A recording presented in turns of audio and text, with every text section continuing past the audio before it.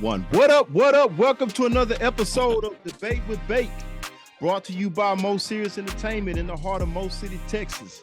I'm your host with the most, Mr. Charles Bacon, aka C. Bake. That's my co-host, Gerard Cole, aka Rude Boy. What's up? I'm telling over here. You see this? I just want to make sure you see this. Yeah, I know. NY. That's right. We gonna settle all scores this week, as we know that the Houston Astros will be facing them New York Yankees. Yes, you know this. We invading your city tonight. That's right. And y'all gonna leave out of H-Town with a black eye. But other than that, we'll get to that later on, maybe this week or next week. But before we get started, I want everybody watching to make sure you follow Most Serious Entertainment on Instagram and Facebook. Subscribe to Most Serious Entertainment on YouTube. Cole, we got a lot to talk about. We may not get to all of it today, man, but we got a special guest coming in the studio later on today. But before we get to that, we had a lot of things going on in sports this week. We can't get to all of them, of course, ladies and gentlemen, but we do want to talk about the best boxing weekend, or arguably the best boxing weekend in 2022 that just took place this past Saturday, where we had bouts in between Deontay Wilder and Robert Helenius, Caleb Plant versus Anthony Durrell, Alicia Baumgardner versus Michaela Mayer, and of course the queen, all hail to the queen, Clarissa Shields versus Savannah Marshall. But first and foremost, let's talk about Clarissa Shields, 3-time undisputed this weekend, the greatest woman of all time, as she crowns herself, as she won by unanimous decision over Savannah Marshall, where she went over to London, I believe, and kept all of her belts. 3rd time becoming undisputed at 160 pounds, which is middleweight for the women.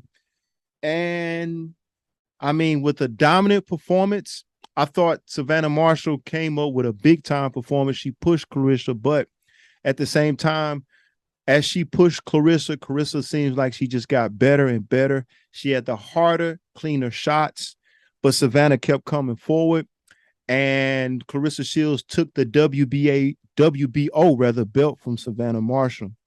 Cole, man, I know you looked at the highlights, but tell me what you think about that, man. I mean, I got it on my notes as all hail to the queen. This is her 3rd time becoming undisputed. She was undisputed in 3 different weight classes. She was undisputed in the light middleweight division. The light middleweight division, ladies and gentlemen, was 154 pounds. The middleweight division, of course, is 160 pounds. And she also, I believe, became super middleweight champion, which I believe is 168 pounds. She did undispute at that in 2017, 2018, the middleweight title, not this one right now that she just won, but the one that she won, where she became undisputed, rather, was in 2019 to 2020. And then the light middleweight, which is 154 division, she did that back in March of 2021. But this is her 3rd time, Cole. Tell me what you think about Miss Clarissa Shields. My man, I will say this, that I'd never, up until this weekend, watched women boxing. And I'm a fan now, man. I'm a fan. Like, I can't say I never watched it. I watched Ali's daughter because of Ali's name. But I watched both the women fights that took place. And Clarissa, oh my goodness. And to me, to be honest with you, I kind of find women boxing a little bit more exciting than men boxing, because they actually just continue to throw blows. That's right. And she got some hands on her. So I definitely want to say it's one of the best fights that I've seen. I would love to see a rematch. I'm not even gonna lie. I enjoy watching a brawl, a fight. I don't like to watch boxing when there's a lot of grabbing and holding, and right, you know, and the ref coming in between, breaking up. Just let them throw. And I just feel like with this women boxing, it was unbelievable, man. It was a great match. It was definitely unbelievable. And Clarissa Shields did say after the match that she would consider having a rematch, but she was saying if she has this rematch with Savannah Marshall, it'll be on her terms, meaning that the terms that she stated is that Marshall, of course, would have to come over to the United States and fight her in her backyard. But it's definitely impressive, man. Watching that fight. And shout out to Clarissa Shields, man. I mean, she handled her business. She's been handling her business. It's just that women's boxing don't get the marketing, they don't get the promotion, but I hope if anybody had a chance to watch that this weekend, please spread that because the women, they fight and they fight well. And then, like Cole said, man, it's a lot of those fights are even more exciting than men. Um, and it's not just brawling. I don't want people to think Yeah. sometimes people think that females just throw wild punches. No, there's head movement, there's footwork, there's clinching, there's different things that you see the men doing. And if you watch Clarissa Shields fight, you can see the veracity behind her punches. You can see the technique. If you watch that fight between her and Marshall this past Saturday, now Marshall kept coming forward. She had hard shots, but Clarissa landed the more cleaner shots, the more sharper shots. And you can just tell by watching her that this woman has been doing this for a long time. I mean, shout out to her. I watched the whole card. I like to give a shout out to her too in terms of her story. She talked about growing up in Flint, Michigan, much like the male fighters. If you don't know, boxing is probably a predominantly inner city sport. And so she grew up in Flint, Michigan. She had a lot of struggles. I think her father was incarcerated much of her childhood, and her mom was an alcoholic. And she also revealed in the special that she was raped as a young girl. But she turned to boxing, much like a lot of the men, as an outlet to kind of distribute her anger into something positive versus going out committing crimes or getting on drugs. So her story is a lot like a lot of these male boxers. But I mean, shout out to her, man. What an inspiration.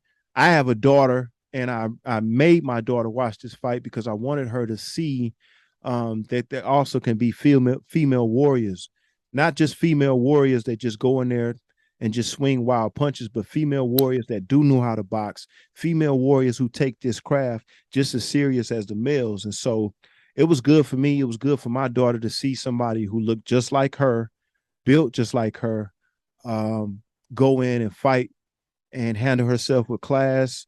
I mean, I think everything she did from her story to even her intro, Cole. I don't know if you saw her intro, but she had some dancers come out. She was dressed in the American flag colors. It kind of had the Apollo Creed type of like Ivan in the Rocky when Apollo came out. I think that was Rocky 4. He came out dancing to James Brown. So I mean, not only was she a master boxer, she was a master entertainer. And man, it was just impressive to see her work. Like I said, I've been following her, and I've been trying to encourage many people. I'm of course, I'm a diehard boxing person. So, man, I have nothing but respect for her. I think that the entertainment world needs to open up to her. I mean, I think she should be in movies. I think that she should be cleaning up now just because of the things that she's been doing. But I'll tell you what, man, even if you don't get a chance to watch the fight, the highlights, man, I mean, I was very impressed. It didn't surprise me, man. And I must tell y'all something. She crowns herself the greatest woman of all time. When she first used to do that, I was like, there's Layla Ali, there's Ann Wolf, there's Cecilia Breakers. But to be honest with you, man, and you know how I am, Cole, about accomplishments. I mean, I love, to me, being undisputed is one of the highest honors in boxing for me, period. So think about that, Cole. To clean out a division 3 times. 3 times. Yeah. I mean, that's incredible. And some people will say, critics will say, well, the women fighters are not, they don't have that many fights, but no, listen. It is very difficult, ladies and gentlemen, to undispute. And what we mean by that is collect all belts in the division. And this woman has done it 3 times. This is her 3rd time. And so, man, shout out to her. And you know what? Let me tell you another thing, Cole. One thing I like about her is, and this is what I get on y'all about, you and Jason about with Tank. Even the pre-fight things, she did the pre-fight, reporting. She did an interview with Brian Custer on Showtime Boxing before this fight. And one thing that she did that men's boxing don't do, and I get on this about Tank, and it's not just Tank, it's other male boxers, but she got on there with Brian Custer and said exactly who she wanted to fight. She named people that she wanted to fight. Not only did she do that, but she also gave respect to people that she respected, even if she didn't like them. And so to me, that's what I think the male boxing game is missing, Cole, is that she's actually calling out people. She's not hiding behind promoters. Even if the fights don't happen, she's letting people know who she want to fight. I mean, to me, man, she's definitely a Hall of Famer, but she's a total package. She might be the female version of Floyd Mayweather Jr., you know? I could see that the way she was throwing her hands, the way she was connecting her Right. body movements. It definitely looked that way. It definitely looked that way. I was actually looking at it like I was like, if she hits me, would she knock me out?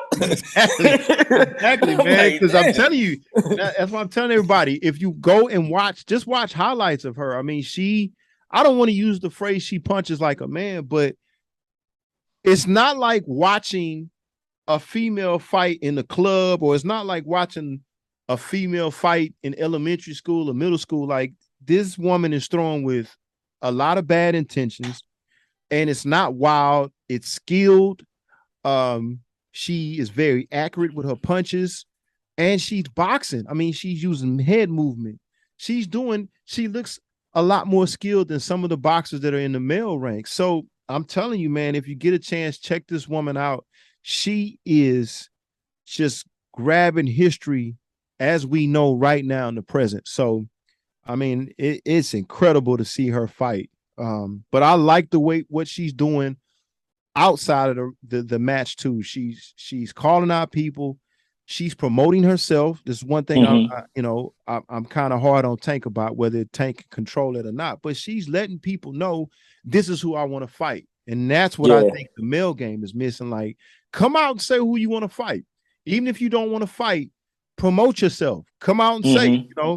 And so, I just think she's a total package, man. And then the other fight we had was, of course, Alicia Baumgardner fighting Michaela Mayer, and Baumgartner ended up winning. I think two cards. I think they tied for two cards, and she ended up taking a third card. But I watched that fight, yeah, and I think the actual scorecards in that fight was 96 to 95, 96 to 95, Mm-hmm.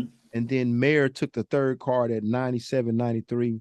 But basically, Baumgartner won the match at the unified super featherweight weight, which was 130 pounds, and she snatched the IBF and WBO titles from Michaela Mayer. And so right now, currently, she has 3 belts: the WBC, the IBF, and WBO titles, and the only other belt at that division is held by a young lady by Hung Young Mai Choi. She is the WBA champion in that super featherweight division, which is 130 pounds. These two really had a lot of bitter blood with each Mm-hmm. other in the press conference, but I watched that match, and at the beginning, I think Baumgartner came out. To me, she won the first 3 rounds, and then you saw Michaela start to come back in those middle rounds. Yep. But when it was kind of up in the air, I thought Baumgartner closer to the end of the championship rounds, and those rounds would be like rounds 8 through 9. She started to put together more power shots. She started to counter Michaela rather, excuse me. And I thought it was the right decision. And she boxed tremendously. I think last week we talked about it, Cole. I had Mayer being the more technical fighter, and I had Baumgartner being the better athlete. But Mm-hmm. Baumgartner showed me that she can be technical, and I actually think she outboxed Mayer. So shout out to her, man. Some people said it was controversial. I didn't think it was controversial. I think the judges got it right. Shout out to her. She's 13-1 with 7 KOs, and she's looking to undispute. It still was some bad blood between these two at the end of the fight. Michaela Mayer thought that of course, she thought she won the fight. But she Mm-hmm. also thought that she deserved a rematch, and Baumgartner came out and said she didn't deserve a rematch, and she wasn't getting a rematch. So Mm-hmm. shout out to Baumgartner, man, for going after undisputed. And Cole, that's my route, of course, in boxing. I think if you do have a chance to undispute, you should. And shout outs to her. The other young lady whose name I probably butchered, and I apologize, but she has a WBA champion belt, and she's also under, I think Baumgartner fights under Matchroom Promotions, Mm-hmm. Eddie Hearn. So I think it'll be an easy fight to make, Cole, because the other young lady, she also fights under Matchroom. So I think that fight will definitely happen next year. Um, and that'll be another good fight because that young lady, her last name is Choi.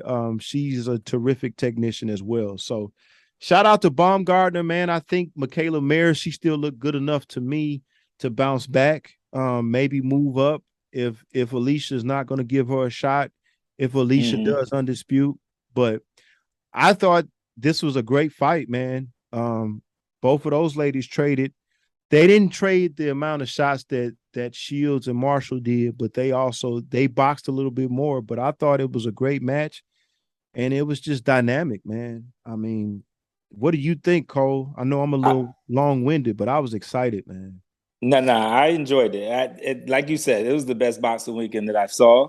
Um, I really honestly feel like I would love to see both fights happen again. It's just the energy that all four of them brought when it came to Right, fighting each other. I just really felt right. like there was some real bad blood between some. Yes, There was some real like boxing being done, and I right, think that those type of fights are the fights that all sports, all boxers right, need to have. Like all boxing entities need to start showcasing and having regularly on TV. This is what would make me pay-per-view over and over and over again. right. So I would love to see the fight happen again before she fights Choi. But she's from what I'm hearing, what I understand, she's not going to give her a rematch. Rematch, So right, right. yeah. And I understand that. I'm like you. I would like to see a rematch, but again, man, one of the things you get as a champion is, you get to choose. And, hmm again, I cannot knock Baumgartner for wanting to be undisputed. If you got a chance to do that, I mean, that opportunity doesn't come around that much. So I understand, man. I'm like you though. I would love to see that fight, but I cannot knock her Can, for going for undisputed. can you explain to the viewers why they gave her the fight when it was 96-95, 96-95, and the one was 97-93, and there was a 4 point difference? Because not everyone really understands how boxing is done with when it comes to points, given the points and the judging. So basically, and that might be, let's see. Okay, so to everybody who doesn't know what judging, and that's a good point, Cole. So you basically have three judges ringside who score the fight. They sit right there. If anybody knows, if you've ever watched a boxing match, or if you don't, for those who've never watched a boxing match, you can see there'll be three people sitting right next to the ring, and you'll see them kind of like a table what I have here, and you'll see them sitting there looking up, observing the boxing match. They're the ones who are scoring the fight, and they're scoring every round, particularly. And I'm not 100% sure about this with the women, but I know with the men, they pretty much score the highest score you can get each round is a 10. So if you watch a boxing match, say for example, if you watch Showtime pay-per-view, they'll have after each round, they'll show what the judges have on that scorecard. For example, one judge might score it 10-9. One judge might score it 10-6. One judge might score it, 10-9, 10-10, or the round was even if it's 10-10. So basically, with these two, basically with Baumgartner and Marshall, the three judges had it 96-95. I think Baumgartner, 92 judges had it 96-95 with Baumgartner, and then one judge scored it 97-93 for Mayer. So basically, two out of the three cards shows that Baumgartner had the higher total, with it being 96. Baumgartner having 96, and then Mayer having it 95. So basically, they call that a majority decision, meaning that out of the three judges, two favored one particular boxer, whereas the other one, who's in the minority, with that one card, 97-93 for Michaela Mayer. So the majority ruled, the two of the judges who were in hmm majority ruled for Alicia Baumgartner to win that fight. And I thought that was a fair judgment. It was a close fight. I thought it was a lot closer than Shields and Marshall, even though Marshall showed a lot of heart. But I had Baumgartner winning the fight close. So I thought that she came out very aggressive the first three rounds. I thought Mayer came back within the middle rounds. And what I mean by the middle rounds, maybe 4 through 7. And when I use the phrase championship rounds, I'm talking about and if anybody hears that in a boxing telecast, when you hear somebody say the championship rounds, that's usually the last 3 rounds of the fight. And that means in those rounds, anybody, that's the rounds that you see boxers turned up. That's where you see championships being won. And that's when you see fighters really turn up. And they call that the last rounds, the rounds that have the most urgency. So in the championship rounds, I thought the fight was even before the championships rounds. And I say the 8th, 9th, and 10th because it was a 10-round bout. I think Baumgartner landed the cleaner punches, and I thought she was a little bit more active than Mayer. And sometimes in fights, that's exactly what you got to do. Especially young fighters should understand that if the fight is close, you got to take advantage of those last rounds. If you're not going to dominate the fight, if you can't dominate the fight, those last 3 rounds, you do really need to show some kind of urgency. And those last 3 rounds, I've seen boxers lose, you know. So I thought Baumgartner, I thought in the championship round, she solidified the win. With the first 3 rounds and the last 3 rounds, I thought she won the fight. So yeah, I'm cool with that decision. So what do you call a first round knockout? Cole, give me just a second. Let me get our guest in. I bet. But keep talking, Cole, about the Deontay Wilder fight, because that's what he's talking about. That's what I'm definitely talking about, man. I was like, oh my, that punch came out of nowhere, man. We're gonna show the video in a minute. Yeah, for those of people who don't know, Devontae Wilder, this is his comeback trail right now. You know, he's lost a couple of fights to Fury, and those were actually the only fights that he lost in his career were to Fury. And this is like his comeback trail in order to get, you know, some fights against some of the top boxers, such as Usyk, such as Fury again. So we're hoping that, you know, he continues to dominate like this so that we could get that rematch, that 4th fight against Fury, and that we could also see him knock out Usyk, who I have him ranked number 10 in the boxing world. That people hating on me for saying that. But first of all, yes, ladies and gentlemen, you did not hear anything crazy. He has Alexander Usyk on his pound for pound list being number 10. And I must make a correction. It is Alexander Usyk. He's saying Usyk. So he just does not respect the man, period. I had to get on him about that with Shakur Stevenson. So that's a sign of disrespect from him. He's from New York. But with that being said, let's show the Deontay Wilder big right hand, first round KO of Robert Hulinius, just to kind of show what Cole was talking about. That power a bit when he put Wilder on his back foot. There's a huge.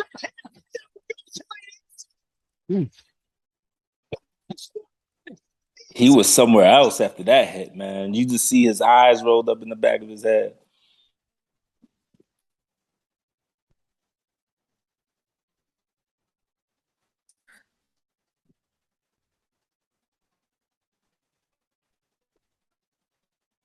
Deontay, the bruised bomber, sent bombs away.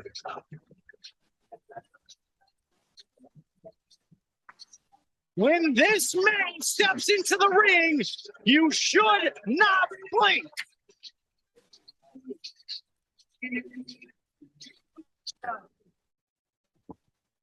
One more time. Power a bit. Watch this quick right hand.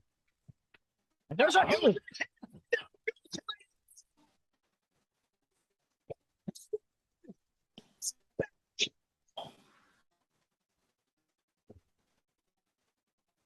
But as you can see, ladies and gentlemen, that's yes. And some people say because it happened so quick, Cole, that it looked like a dive. I got news for all y'all. Nah. If any of y'all pay attention to boxing, this man has the best power on the planet. About the fight, you know, it's kind of cold. It's kind of giving me that Mike Tyson vibe. Well, in particular, this fight, because, you know, back in the days when Tyson would knock somebody out, you had to be there at the beginning of the fight to the 3rd round. Now, of course, Deontay Wilder, in the past, he's got a big right hand. He's notorious for that power. Sometimes he knocks people out in the beginning. Sometimes he knocks people out later. But however, this fight gave me that Mike Tyson vibe. Um, I'm gonna be honest with you. In my prediction last week, Cole, I had it going the distance. I didn't think he was gonna get the knockout because of two things. For one, it was his sparring partner. So I thought that his sparring partner would know, pretty much how he moves and he would avoid the knockout. Of course, if you've seen somebody or if you sparred against somebody, you practice against somebody, I was thinking that, he wouldn't get caught with that right hand. I was thinking the same thing. I was Right. thinking the exact same thing. Plus, I did not want to say that Deontay Wilder was going to get the knockout because I didn't know psychologically where he was in terms of that third fight with Fury. And it's kind of like I didn't bet on a knockout, but I tell you what, man, wow. I mean, You want to know something though? When the fight started, I didn't think that he was going to get a knockout either because he lost so much weight, and then there was a point in time that it looked like he just got flung across the ring just by a little shove from Olenek. How you say his name again? Olenian? Yeah. Hellenius, yeah. He was so much smaller. I think Wilder went down, like 25 pounds for this fight? Yeah, he came in at 214, which was the lightest he had ever been. In the Fury fights, I think he was as high as 250, 245. Yeah. And so, but I tell you what, watching that fight and seeing him come in at 214, we didn't get much of a performance, but however, I liked the way he was moving. And you know what, Cole? By him losing that weight, I wondered about his power. And by him losing that weight, he still showed me that he still has that power. Yep. And so I think from here on out, I think he should stay at that weight. I think one of the reasons why he could never beat Tyson Fury was his conditioning. And I think I agree. His conditioning was low because of his body mass. I have the same issue. He got small legs. I got small legs. So when you're boxing, yeah, you can pack on a lot of muscle, good, but it's not good for you if you don't have that frame. Wilder has a frame like 6'6", 6'7", 6'5", like a basketball player, small legs, big up top. So weight in terms of an endurance sport like boxing is not good. And let me say this. I think even as big as Tyson Fury was, I think if he does get a shot at a fourth fight, I think he should come in slim like that. Because I'm scared about that. I think that him having Fury lean his weight on it, because Fury's one of the most intelligent boxers out. He's gonna lean on him the whole fight. He's gonna wear him down. I think he needs to at least put another 10 to 15 on to fight him, man. No, I disagree because I think even Fury put on weight just to withstand Wilder's power. And I think Fury was smart enough, also with his trainer, Crunk Boxing, Stewart. I think they were smart enough to know that the power that Fury carries, that Deontay Wilder carries, that's why they put on the weight. And I think they knew that Wilder wasn't going to box and move around. Now, seeing him move around, seeing him come in shape, seeing him actually do some boxing things. His footwork, him moving around, if he can master that along with that power, I think he can beat anybody. Of course, I can see that. And of course, Tyson Fury, and let me say this about Tyson Fury. When we see this punch from Hellenius, he didn't even really fully connect on Hellenius. That's how much power he has. So for Tyson Fury, and I think Tyson Fury, and correct me if I'm wrong, Cole, Tyson Fury is the only man I've seen get hit rather by Deontay Wilder and get up. Yeah, that's my memory of him. And so shout out to Tyson Fury, man. He is the king. Because I'm telling you, just watching this knockout, he didn't fully connect on Hellenius. Now, of course, Hellenius was a little, round around the waist. But he was a big man. Yeah. He kind of favored Fury a little bit. But, he didn't even fully connect, Cole. And when he hit him, Hellenius looked like he was dead. You know? He looks like Tyson Fury the first fight when Tyson Fury got knocked down by Deontay Wilder and he laid on the canvas. I thought he was dead, you know? And so shout out to Tyson Fury, man. I mean, I haven't seen anybody get up from Deontay Wilder's power.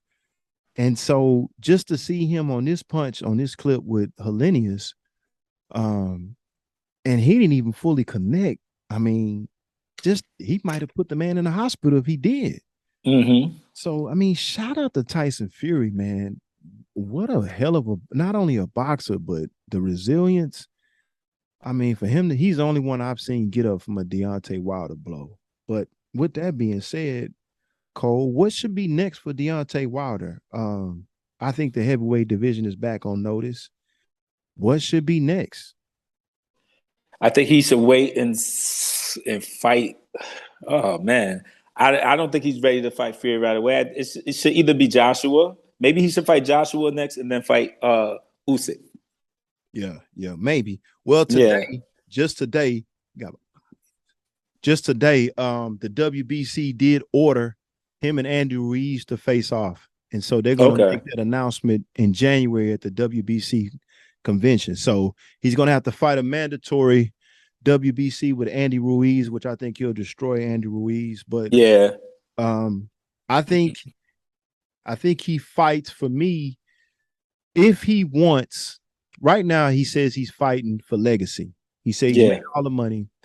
Of course, there's only one man that beat him, and I only think it's one man that can beat him. I agree. So I think his path should be fight Joshua for the legendary status, knock Joshua out. That way, you know, it doesn't look like anybody that's of your stature can hang with you. So I do have a question for you. You said there's only one man that can beat him. Right. And you feel that's Fury, right? Well, I got to go off what happened so far. That's the only man that has beat him. So when you said there's only one man that could beat him, and you think about your top 10 that we talked about early in the year, and you said that Usyk was up there and so forth, you're obviously stating that Usyk can't beat him. So does that lower him on your list? Well, I pick Usyk because of his accomplishments thus far. That's why I'm putting Usyk up there. For what Usyk has accomplished, undisputed at cruiserweight, move up to heavyweight and get 3 belts. I have to put him up there. And again, I'm talking about accomplishments. And that's no disrespect to Wilder. And again, there's no disrespect to Tank, because we talk about Tank a lot, but you can't take away what Usyk has accomplished. With that being said, I think his path should be Joshua. Of course, he's going to fight Ruiz. I think he destroys Ruiz. I think he fights Joshua.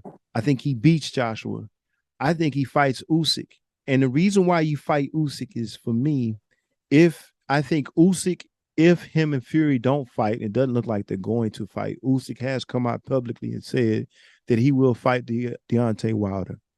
This game of boxing, and we said this on several episodes ago, well, I believe this. I think you fight Usyk. You fight Usyk. If you beat Usyk, you take those belts. Okay. Fury has came out publicly and said he wanted to undispute against Usyk because Usyk holds the other belt. If you want a 4th fight with Fury, I think adding all the belts, having all the belts, give you more negotiating power, and it brings Tyson Fury to you, because Tyson Fury, he wants to remain in boxing. And I think the only reason why he remains in boxing is 2 reasons. Money and belts. Belts go with legacy. So for me, if he's Deontay Wilder, destroy Ruiz like we know. Fight Joshua in Africa, like you said. Whoop Joshua. Do it impressively. Go to Usyk. Take those belts. If Usyk is there with the belts, take the belts. Take those belts. Get all those belts. And that's an easy path right now if Usyk keeps winning. If you beat one man like Devin Haney did with George Kambosos, you got all the belts. And all you had to do was beat one man. Beat the man that beat the man. Beat those belts and call out Tyson Fury. Because the thing about it is Tyson Fury has kind of put himself in a corner because he came out and said, remember, he was retired. He wanted to fight Usyk. After Usyk whooped Joshua, he wanted to fight Usyk, and he said it. take that and put it against him. He said he wanted to be undisputed. Okay, dude, I know you beat me 3 times, but Wilder doesn't believe that he legitimately beat him. So I think, hey, man, get those belts and whoop guys that, whoop and beat them impressively. Beat them impressively. And Tyson Fury, and the thing about it is the heavyweight division doesn't have a lot to offer. So it's not many places you can run and hide. So do that, man. Continue to box, continue to stay at that weight, and Fury will come to you. I'm sitting here thinking about boxing. It reminds me of the Game of Thrones, man. Yeah. It's just always changing, yo. Yeah. All right, let's get to the last fight. Then we'll bring in our special guest. We got a special guest for y'all today. But let's check out this last fight. What I think is a knockout for the year. Caleb Plant versus Anthony Dirrell. Caleb Plant, I think, KO'd Dirrell in the 6th round. Did you see that knockout, Cole? I saw the knockout. What happened at the end was more hilarious. How he just started to dig the man's grave. That's right. I'm gonna show the let's show the grave digger. Oh man. Welcome back to Full Motion. Caleb Plant knocked out his opponent in spectacular fashion yesterday, and this is how he celebrated.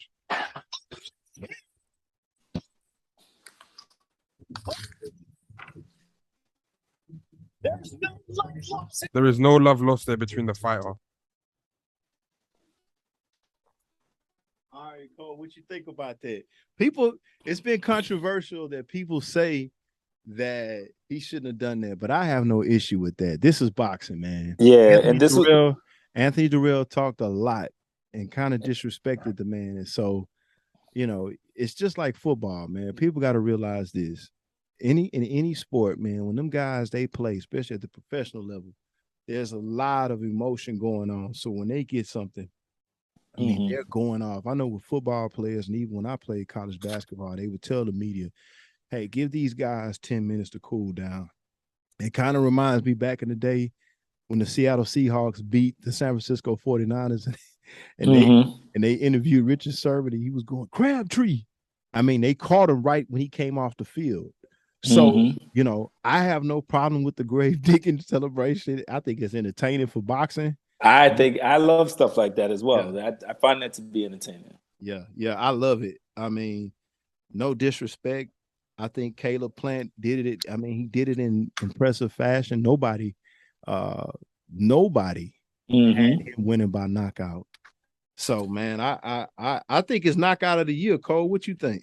I loved it. It's, to see that, is like you said, is the entertainment that boxing needs, that any sports needs. You need characters. You need people who's going to come out there and do something that's just not, every day, like something to stand out. And for me, when I saw that, I was like, wow. Plus, like you said, the background behind it, him saying that I'll never lose to a white fighter, or him making, and making things personal in the pregame, antics and stuff. I think that it made it even more interesting for the fan. That's right. Well, man, without further ado, we got a special treat for you guys today on Debate with Bake. We got our first guest in the studio, and we'll get him in a second. Shout out to Mo Serious Entertainment. Shout out to Chuck for this, man. Shout out to everybody who's watching, man. We got our first guest in.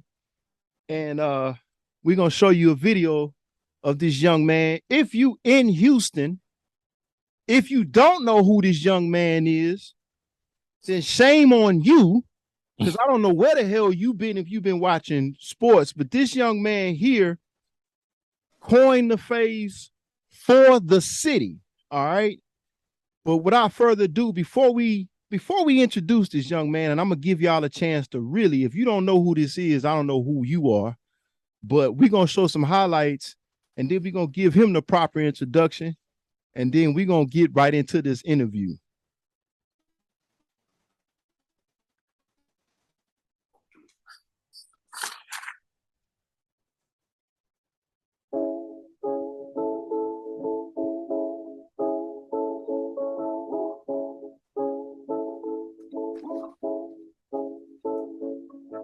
Live your little life in the bubble. Situation should be settled.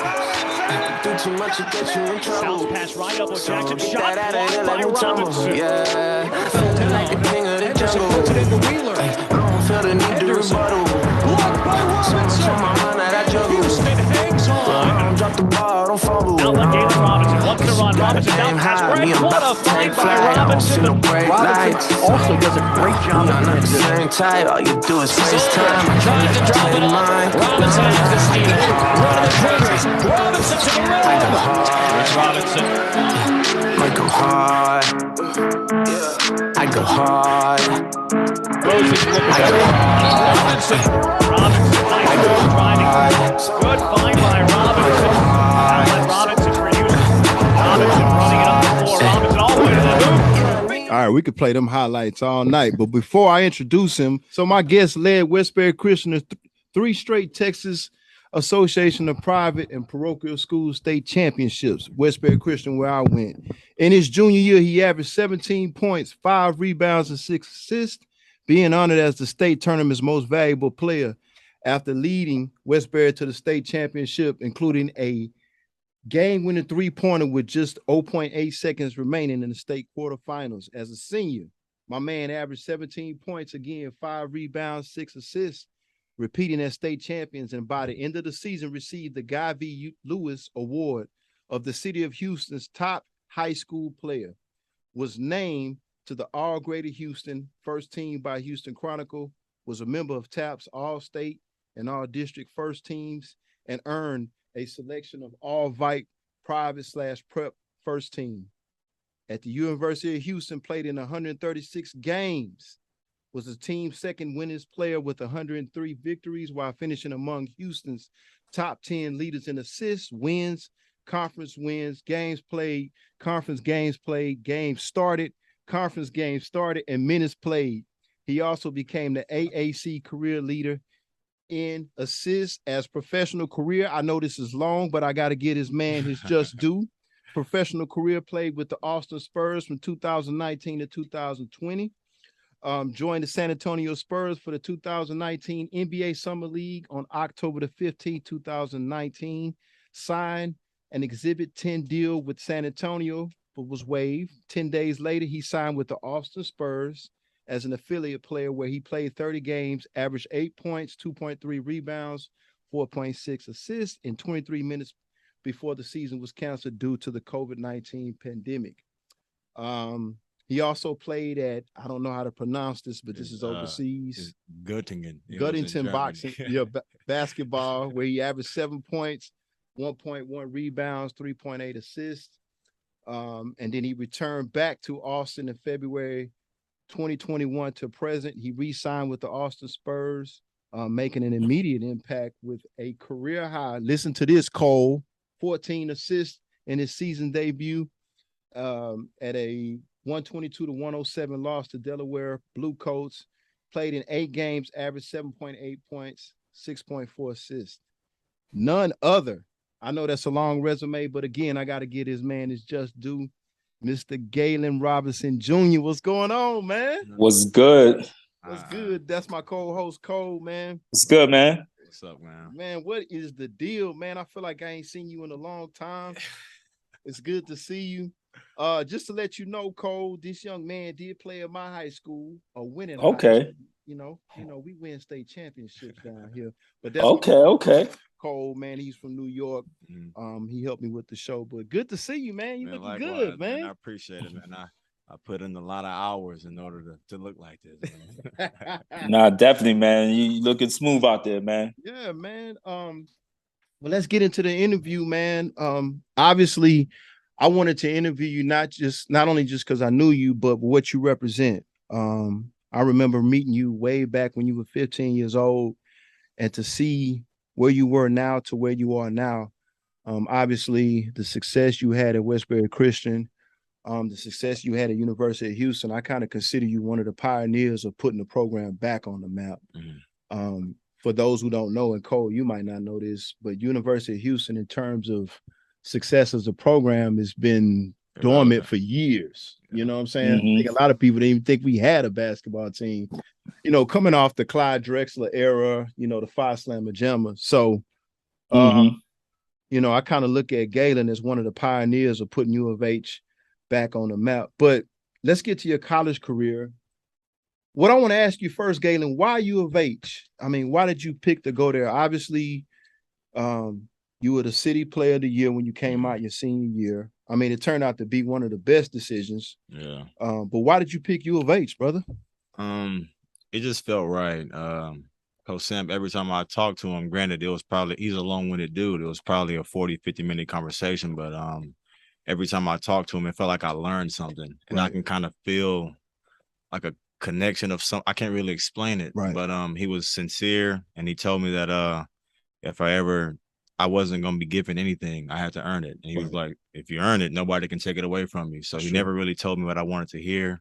And that was just really played a big part in my decision.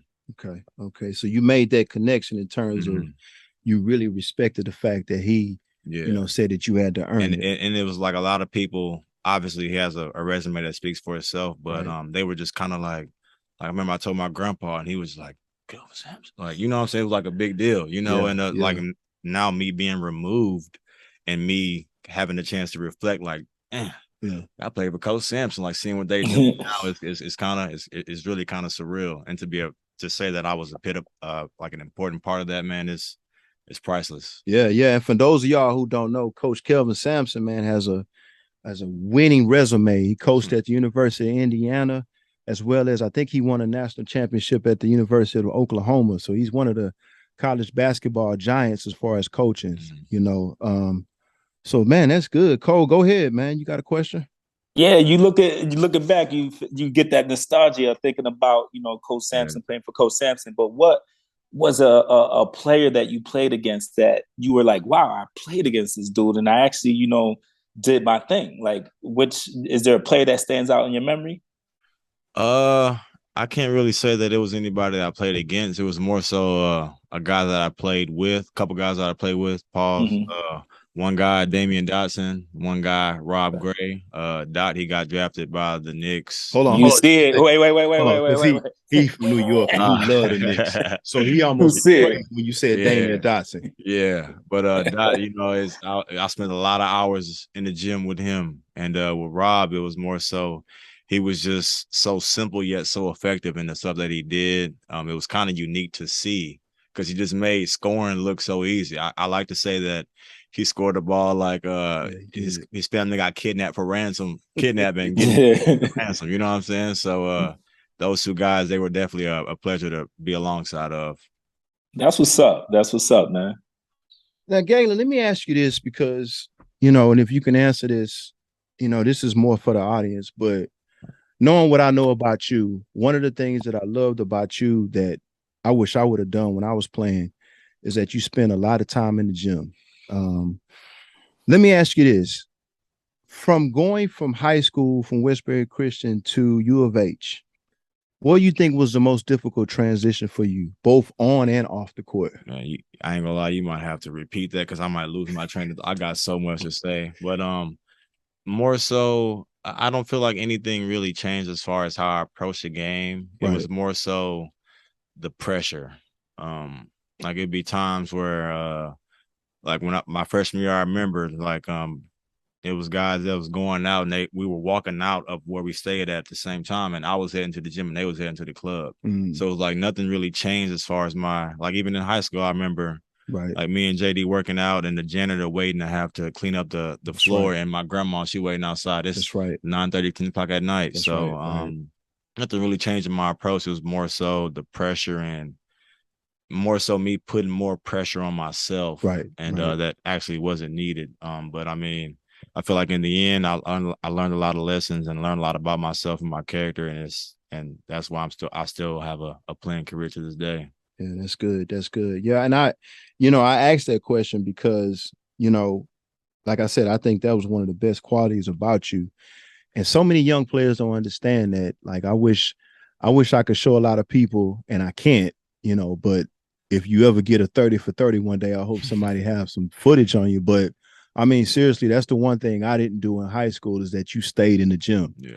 I remember Coach Austin telling me like he literally had to kick you out of the gym. And every time I seen him, Cole, he always had a ball in his hand So that's why I wanted to know, because I'm like, when I think about Galen, I'm like, what's the hardest thing for most high school players going to college is knowing how hard you got to work. Yeah. Now for me, I didn't work as hard as you did in high school, I did in college. But, when I got to college, it was like, okay, like I was one of the livest players in Houston. I mean, I wasn't as live as you was, Galen, but I mean, I was a top guy. I got a Division I scholarship. But then when I got to the next level, it's like people are bigger than me and they faster than me. People are stronger than me. And it's like I'm used to being, when I was in high school, I was 185 pounds as a point guard. I wasn't as tall as you, but I was big and strong. So to get to that next level, I had to learn that now it's about what I put into it, what I do, the time I put into it. So that's why I asked you that question, because I couldn't even really imagine, you having anything as far as, on the court having any issues, because you already had that work ethic. But what about when you say the pressure? And I'm glad you said that, because people need to hear that, especially a person made with your kind of makeup, as hard as you worked and as hard as I watched you work. You say pressure. What is that pressure like? Is that you? Does that involve you telling yourself you got to be better? Does that involve you saying you got to do certain things on the court when it was unnecessary to put that kind of pressure? Like, what was that? What was the pressure? I mean, it's just the pressure of being the starting guy. I mean, I'm sure you played at a high level, so you can attest to it. The guys who haven't done it, I'll tell them about it and they can't understand. Right, but it's like where I grew up, it was 15 of us in a one-story house. And I always felt like I was different, like I was destined for something better. Right. You know what I'm saying? And it's just wanting to do so well, wanting to do so bad, and using perfection as your measuring stick. It's hard to live up to perfection, because perfection is an illusion. So it's like it's kind of pressure on yourself for no reason. In retrospect, I can look back and say that I wasn't, that's not what I needed to do. But I mean, I learned some stuff about myself, man. I was able to overcome certain things. And like I said, man, to the grace of God, that's why I'm still here playing today. Right. Good point. Go ahead, Cole. So they say that a lot of life lessons is learned through sports. I played high school football in Buffalo. I was a student manager at Binghamton University. What has sports done to contribute to your personal, professional growth as an individual? That's in every aspect of life. You can apply what you learn from sports, whether it be teamwork or overcoming adversity, not giving up. The list goes on and on. I mean, it's kind of hard to pinpoint one thing, but it's just like I always feel like the greatest thing that I don't know if it's from sports or whether I learned it from Coach Simp and U of H, but one thing I learned about myself is I hate when somebody tell me I can't do something. Right. So I'll just work until I can do it. And it's like, don't ever say I can't do nothing. You know what I'm saying? So I think that's probably something I've probably taken away from. I don't know if it's my situation, but it's something I've taken away from the game for sure. That's what's up, man. So speaking of Coach Sampson, and you briefly touched on it earlier. What is his coaching style and what is his personality? Man, it's like I said, you might have to run this question back because there's a lot going through my mind, man. Well, whatever comes to mind, coaching style it's not for everybody. Right. You really like we're watching this show called Raising Canaan. Oh yeah. Power Book 3. Yeah. She be having suspects, she be suspecting her brothers ain't built. And it's just like I kind of allude that to Coach Sampson, like you really got to be built to deal with him. Like it's not no regular guy. It's a standard you got to meet every day. It's work, more preparation, more attention to detail. It's a demanding, it's not for everybody. Right. And it's just like you got to be, I said this a couple of days ago, something got to be wrong with you in order for you to tolerate him. Like you got to be off a little bit in order to deal with him. You know what I'm saying? But it's like the stuff that you learn from him and prepared, like you'll be good for life. Right. Cole, you want to throw another one in there?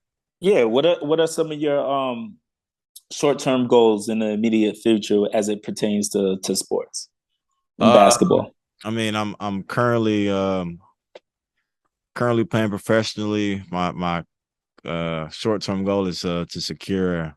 I've technically already secured another contract, so I guess go out there and kill. That's probably my short-term goal and build my resume and kind of prove myself right in certain aspects. But I like to think long-term, man, is the long-term goal, man. That's to retire my mama, make sure my sister's good, make sure my lady good.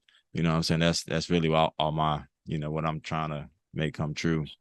So when you think about long term and besides, your playing career, do you see yourself getting into coaching, being a GM, being an agent, or do you have other aspirations that you want to try and venture into in your life? I go up to U of H a lot, and my position coach, his name is Quantus White. He was shout out to Coach White. Yeah, he was Coach Samp's starting PG on his first Final Four team. And I talked to him, and he always says that I'll be a great coach. But it's just I feel like a lot of times in college coaching is more so babysitting, and I ain't in the babysitting. So it's just like if I get into coaching, I want it to be because I want to, not because I need a job. You know what I'm saying? Okay, I see what you're saying. Yeah. So that's if I get into coaching, it's because I want to coach. Well, Galen, I got a couple of names here. And I want you to give me, when I say these names, I want you to give me a word to kind of describe. All right. I ain't gonna put you on the spot, but I'm gonna add a couple of names, people here, and you tell me what comes to mind. All right. Coach Trey Austin. Funny. You want to elaborate on it no more? Or just speak for itself? That's a hilarious guy. I seen him at U of H Red White scrimmage game, and the first thing he said was a joke. I'm like, Coach, you don't change, man. All right, funny. Coach Trey Austin, funny. Corey Davis Jr. A dog. That dude is built different. Like it's a lot of dudes that I can't hang with Corey because he's so like he is built different. That's why I got him on this list. He is a different dog in all aspects. He's a different dog. I promise you. City of Houston. My heart. Your mom. My soul.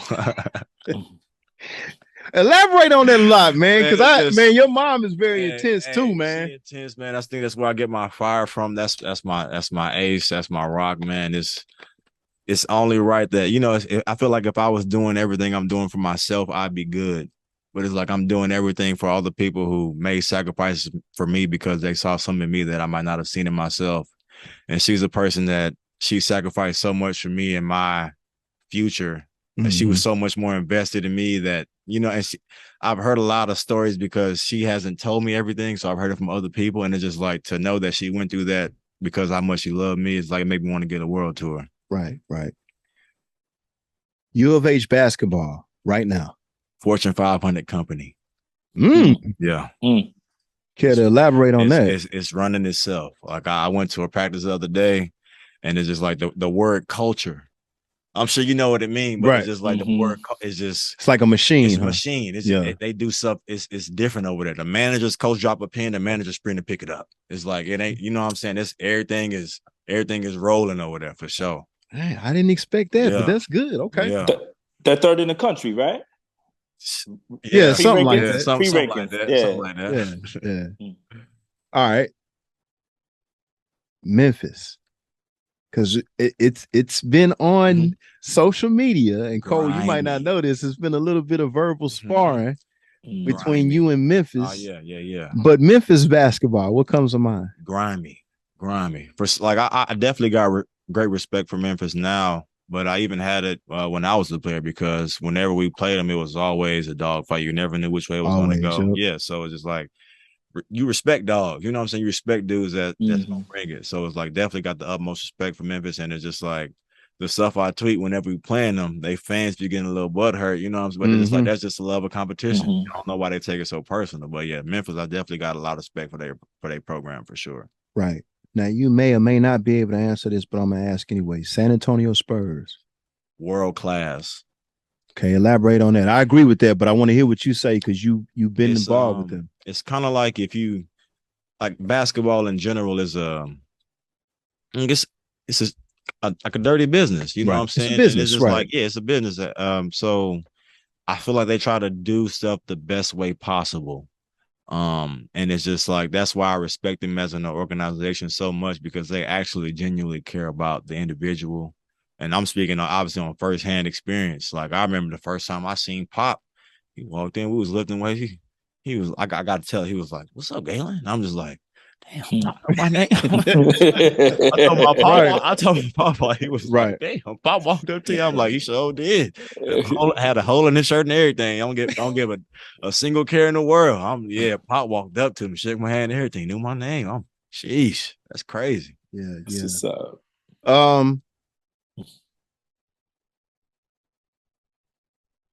I'm asking you, Galen, and in particular because I think you've been successful, and I'm talking about something on the court, but I want to talk about the point guard position just a little bit. What does Galen Robinson say to the youngster who's trying to master the position? And when I say the youngster, I'm talking about the kid that's got a chance, but he needs a little bit of tutelage. What does Galen Robinson say to the youngster about being a point guard? I'm glad you asked this. I'd say just be coachable. And I don't know if you remember, but I think we was playing Houston Christian. I think we lost that game. But for some reason, like the whole team's emotions were high. Right. And it's just like I remember like me and Coach Austin, we was kind of going back and forth, and you came in like you were the mediator, and you kind of tried to be. You know what I'm saying? Yeah. And it's like but it's like I feel like in that moment for a kid like me who thought like I was just there, so thought I was that, I felt like that was something that I needed. And it's like because I respected you, I was able to accept that. You know what I'm saying? Right, So it's like I feel like a lot of times like these kids, they think, I don't know what they be thinking. But I definitely think they need to be more coachable and have a sense of not have such a big sense pride. of entitlement. Yeah. They feel like they just owe the world owe them something, and they ain't did nothing for the world. Cool. Cole, I'm gonna let you spin. Let me get this question in. I'm gonna let you go next. So, and I'll go back to it. I kind of mentioned this a little bit in the introduction. The phrase "for the city." Of course, I've been around longer than you. I mean, I've heard that phrase, but to me, I can remember you saying that, and I can't remember what particular game it was, but I can remember you saying, I think it was a post-game interview, and you said "for the city" in particular. I know you was talking about Houston, but that phrase in the city of Houston, and Cole, you don't know this, but that phrase took off. And I swear to God, if anybody that see Galen, it's like when he said that, it was like now every time they see him, they ask him about that. Yeah. Tell me about that. Like, how did you? I mean, I know it was a spur of the moment thing. There was an interview, but I think it was my freshman year. We had just beat SMU, and this is when SMU I think they was 12 in the country. Yeah. Okay. I forgot what had happened during the game, but I don't remember what happened. But we had won, and after the game, I posted a picture on the gram, and we just be a ranked team. I'm a freshman. I don't know no better. I'm feeling myself. You know, you can't tell me nothing. So I remember I captioned a picture that like I think I forgot who I was listening to, but it's like I guess where I got the inspiration from. But For the City came to mind, and I remember Lauren, Coach Sampson's daughter. She's like the head of mark. Everything that you see, she did it. And she was like, Galen, I like this. We're gonna use this. And then it was everywhere. Yeah, and it's everywhere. Like literally, I see kids in public, at the gym I be working out, everywhere that they'll have the For the City on it, and they have no idea where it came from. You know what I'm saying? But it's just like, man, it's crazy how much it's grown. And it's only grown because we've gotten good. Exactly. You know what I'm saying? Exactly. But yeah, I mean that's crazy, man. Yeah, I mean, like so I said, simple started a whole. Yeah, I mean, it's like everywhere you go, and Cole, when you come down here, I'm pretty sure you'll see it, man. You definitely see it's everywhere, you know. But golly, man, it caught off like wildfire. Go ahead, Cole. You got something?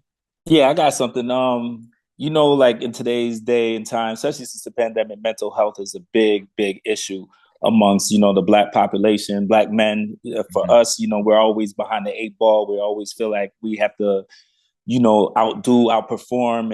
And as an athlete, I know a lot of times that we have bad games, we have bad seasons, we have, all types of things that happen to us throughout a season. What is some advice you would give to a young one coming up to help them avoid going through a lot of mental health issues and crisis? And what are some of the things you may have practiced? Man, actually, these past 5 months have been kind of monumental in my life. And it kind of started with one of my friends. His name is Armani Brooks. He got picked up by the Rockets. He made it to the league, and I'm one of them guys where I see my friends who I'm in close proximity to do something. I feel like I don't start hating. I get hope. You know what I'm saying? I'm like, oh, I can do it too.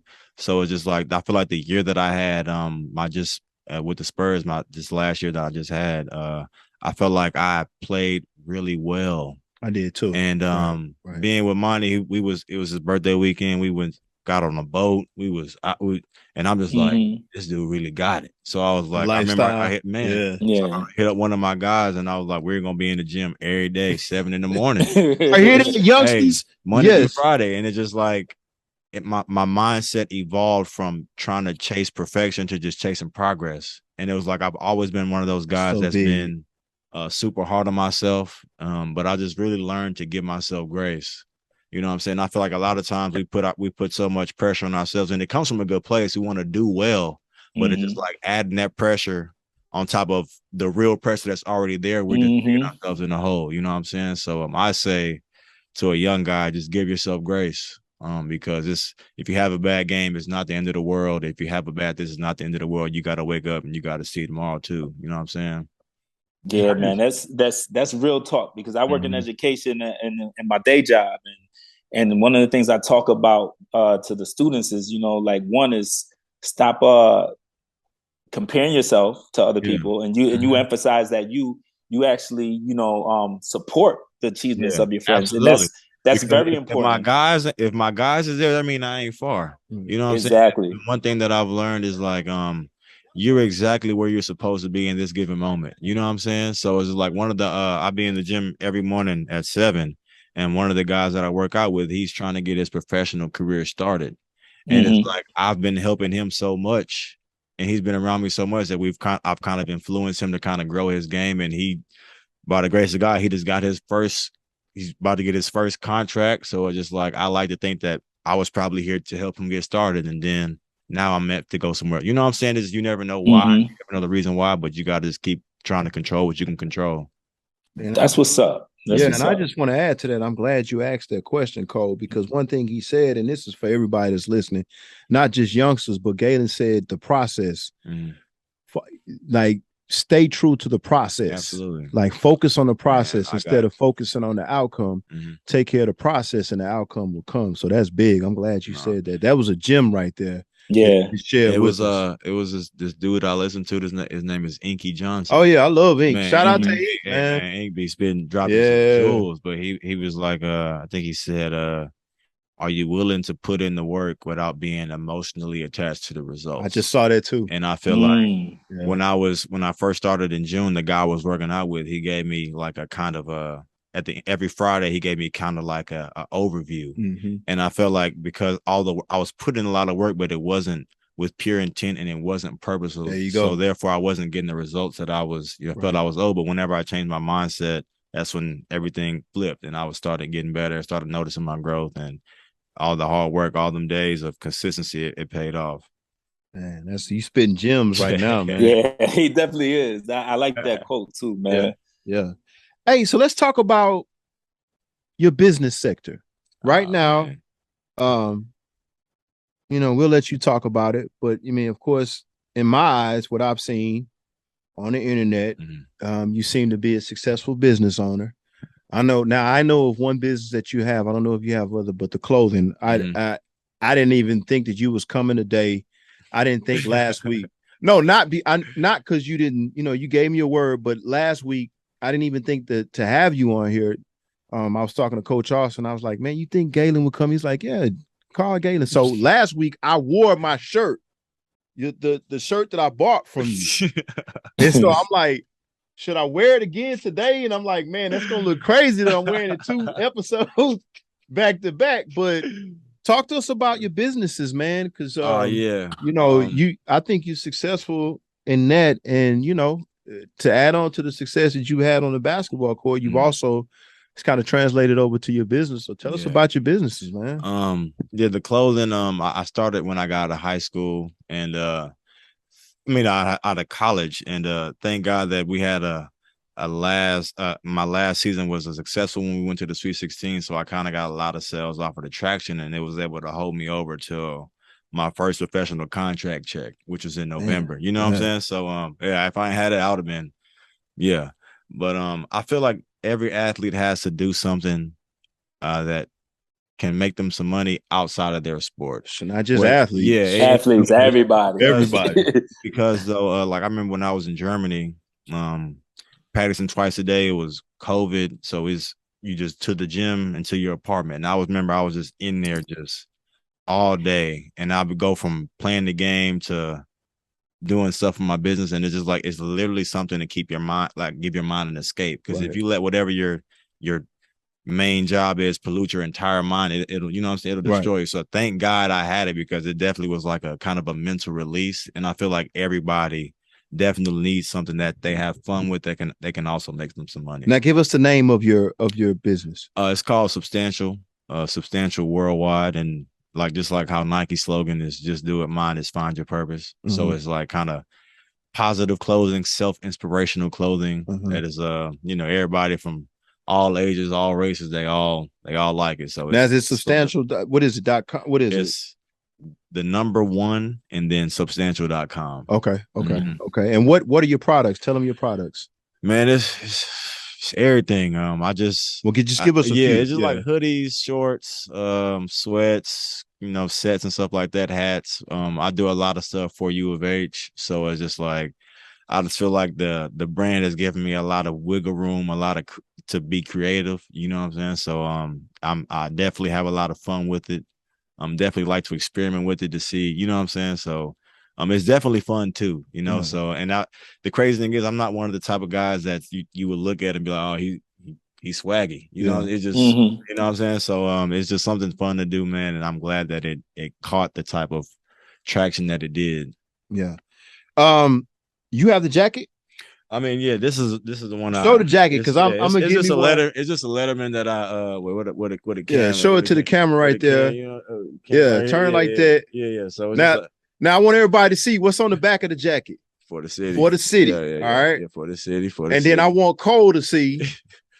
Yeah, for the city. Now turn around for me, Chuck, because I want Cole to see what real winners are. Because we got red, white, which is for Houston Cougars, but also the Rockets, who also beat the New York Knicks.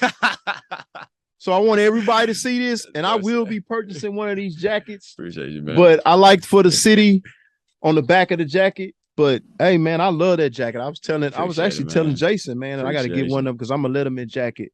Fan. And the thing is, at Westbury, the Lettermans they were too expensive. My mama couldn't get one, so I never had Letterman until I dropped my own. So like, I'm really in love with this jacket for real. Good, man. Good. Cole, you got any questions as far as business? I did have a question, but you skipped me for a second because it slipped my mind when you started showing me the jacket, and I was just thinking about. That shit is fly, man. Appreciate you, man. Appreciate you. Anytime, man. We're not gonna spend too much time. I know, Galen, you got stuff to do, but we want to have a little bit of fun. This segment of the show, me and Cole was getting ready to get into the NBA, in particular the 2022 and 2023 season, the upcoming season. And of course, we give our opinions, but since you are a pro basketball player, we want to get you in on this. But before we start, I see you as a business owner. When Cole was talking to you earlier about coaching, I can see you being a coach, but to me, I can see you being an NBA GM someday. All right. Well, sheesh. Yeah. I mean, I see it, but again, you got to see it because you got the business background. You definitely know basketball. But with that being said, we're going to call you Galen the GM, the NBA GM. And as a GM. Speaking into fruition, man. As a GM, who do you take first on your team, Kyrie or Dame? Just off of being available, I'm going to take Dame. Tell me why. Dame tough. Kyrie tough too. And that's Kyrie my favorite player, but I said in terms of availability and getting the biggest bang for my buck, yeah, I'm gonna go and rock with Dame, man. It's a business. You know what I'm saying? True, Yeah, true. it's a business. Cole, Kyrie, or Dame? Taking Dame, man. You already know. You already know. I love Dame's character. I think he's just more stable as a player, more consistent. So Yeah. I'm gonna ride with y'all, Dame, man. As much as I love Kyrie, and my God, nobody can stop that young man. You know what's crazy? I was working out with TJ Ford last summer. Shout out to TJ. Yeah, TJ, man. Yeah. And James Harden was in the gym, and we was watching him work out. And I knew James from U of H. He come up there and hoop with us, and so where he was shooting, and he just stopped and just started venting. I just started spilling it, and he was talking about his situation here and this and this and it. And he got on Kyrie. He was like, I've never seen anybody whose game that has no weaknesses. And he was just like, that's kind of high praise from a dude who kind of changed the game himself. You know what I'm saying? I'm like, for you to say something like that, that's kind of crazy. Yeah, it is. Kind of validated. You know what I'm saying? And for me, I mean, I'll second that comment too. I just, it's only a very few players when I played that, like, you can't stop them from doing for whatever they want to do. Yeah. You if know, they miss, it's just because they miss it. Right. Nothing to do with you. Right. All right. With that being said, who's GM Robinson take out of Kobe or Jordan? Damn. Give me Mike, man. Give me Mike. Okay. Give me Mike. Okay. Any reason why? It's just the original. You know what I'm saying? The original. original. Yeah. Cole? I can't even argue with that. Like I have this, we go back and forth on this whole Mike thing when it comes to other players, but I will have to say Mike is the greatest. You know, I can't complain. And like from that era. So right. Right. That's a tough one for me. Y'all might not agree with this. I think Kobe was more skilled. I think Kobe handle was more modern. Yeah, well, more modern. Yeah. More modern, but I think his handle was a little bit better than Mike. But I can't. Mike won. You can't stop him anyway. So. Right. Mike won. Like Mike handle is shaky, but Mike still won. So, I'm going with Jordan too. Galen, Giannis or Durant? And I got Dame and Mike, or is this just? If you forget Dame and Mike, you starting your team, you got on the board, Giannis or Durant, who you taking? I'll take Giannis. Okay. Cole? I'm taking Giannis. You know this. I've been saying this for years. He's like a five. He's like a 5-2 player. Man. But yeah, I gotta take Giannis. He didn't did it. He didn't did it. Why are you taking Giannis? I mean, I think I know why. He's a little mentally off. What I mean by that, he'll come down, airball a three, might airball a free throw, and the next play is attacking the basket, trying to get fouled. It's like, brother, something's wrong. Like, short-term memory. Yeah. He don't feel bad. Yeah, don't feel bad. And it's just like he's relentless, man. He is. Yeah. He shows no mercy for nobody. Yeah. Nobody. Yep. Agreed. All right. I agree with y'all. I can't say none of that. Giannis or LeBron? In their primes. Oh, yeah. Give me Bron for sure. Come on now. Don't disrespect. Okay. I'm just asking. Hey, you the GM. I'm asking. Hey. You know. Who you taking? Taking LeBron. Yeah, smart guy. You sound like your team gonna make some noise, man. Cole, who you taking, man? Cole. Yeah, and usually you gotta say Giannis is what, 26 years old right now, 27. Now see how you make. He ain't done though. He ain't done. He ain't done evolving. Giannis in his prime. I want you to project, and LeBron in his prime. I'm gonna go with LeBron, but I'm gonna say this argument. For the fact that let's answer this question. Do you see Giannis averaging 30 when he's 38? No. That's when the mic drop. Yeah, you're right. I can definitely agree with that. But I do compare the two to when you think about Elijah One and Shaq. Giannis is the more dominant player. Giannis. What you get what I'm saying? Shaq is the more dominant player. Right. Elijah One's the more skilled player. Yeah, that's true. So that's the way I look at the two. Right. Okay. Yeah. Oh, let me ask you this while we on LeBron. He's going to eventually pass Kareem. Does that make him the GOAT in your mind? I already think he is. Yeah. Whoa, That's like, whoa. First off, take Now, this. now we can sit up a little bit. So Okay. take this from the generation I'm a part of. You know what I'm saying? I'm glad you said that. I'm glad you I said mean, that. as far as like being the greatest, all around guy, if you want to build a team around and have him carry, I feel like he's the guy for it. Okay. You know what I'm saying? And okay. And the it's GOAT, no debate. I feel like it's no debate for real. And the GOAT is subjective, but I understand what you're saying. I understand what you're saying as far as what he brings to a team. Mike was more scoring. I mean, Mike did play defense. Mike did things, but LeBron is more all around. Yeah, it's like a full meal at grandma's crib. You know what I got you. I like that. Yeah. I like you that know illustration. Yeah. All right. Few more. Steph versus Kyrie. Who you taking? And I love Kyrie, but I gotta go with Steph, man. Oh man, you said Dame, and now you diss Kyrie on that. Now it's just when you think of Golden State and the monster they've built, the cornerstone of that is Steph, man. Without Steph, it don't go. You know what I'm saying? So just off of that alone, man. I'm looking at this through a GM scope. Yeah, I gotta go Steph. Gotta go Steph. Cole? I definitely agree. I think Steph has too many different parts to his game. Like, he doesn't need to dominate the ball to also be effective in the game. Yeah. And I think that's one of the things that separate him from Kyrie. I don't see Kyrie running off screens and doing other things to create things for his Kyrie's teammates. skill is definitely elite, but Steph changed the basketball. He's the reason why DeAndre Ayton is probably practicing threes instead of Did y'all watch the finals? Brother, we did, and we watched last year too. Yeah. That I'm gonna let y'all have it. I'm outnumbered. I'm gonna let y'all have that one. I disagree, but all right. I don't know. Embiid versus Jokic. Who I'm taking? Yeah, I'll take Jokic.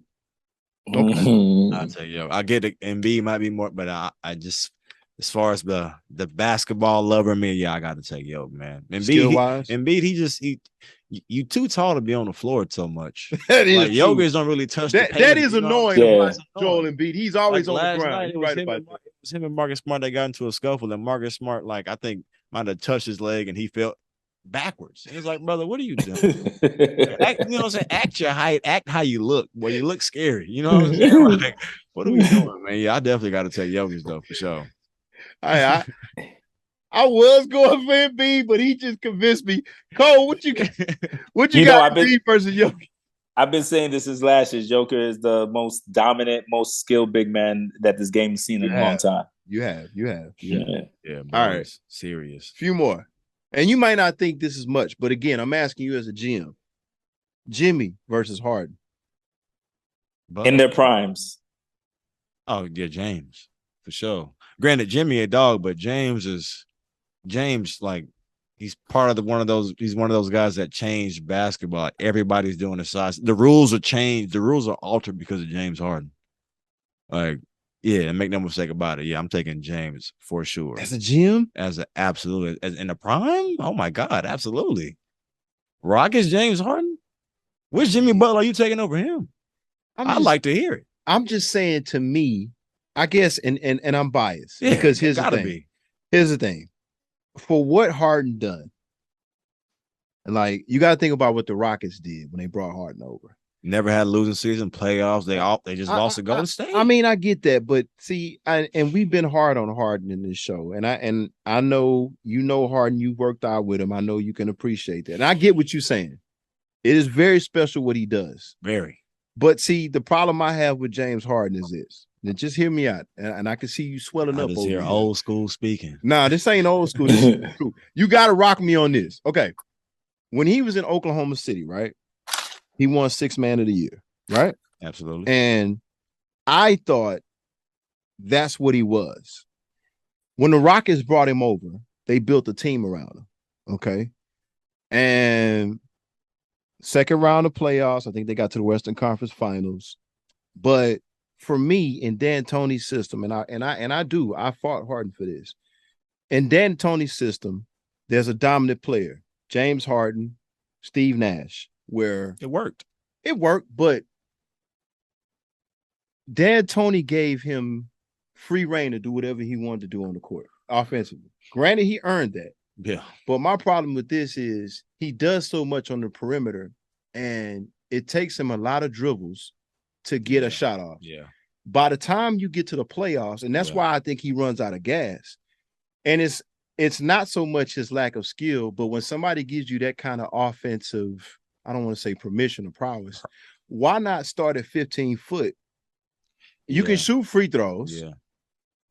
2 dribbles. You shoot 95% from the line. Yeah. Why always dribble 20 times? Because that adds up in 82 games. And it's perimeter oriented. Make it so, and he can do this. This is why I say this is my criticism, because he runs out of gas. Because at the end of the day, when you're dribbling 15 times, 82 games, and then the playoffs come, and everything is from the perimeter, catch that ball at 15 feet, 2 or 3 dribbles, you're going to get fouled. You're going to make the free throws. He had the freedom and opportunity to do that. And so it's kind of like, I always thought that you're not going to like this, I always thought he was what he was in Oklahoma City, a great scorer, one of the best that the game has ever seen. But he's not efficient. Yeah. You see what I'm saying? I can see that, but I feel like his pick and roll, at least when they had Capella, his pick and roll, it was, you know, if he was floating it or throwing a oop. True. You know what I'm saying? He was true.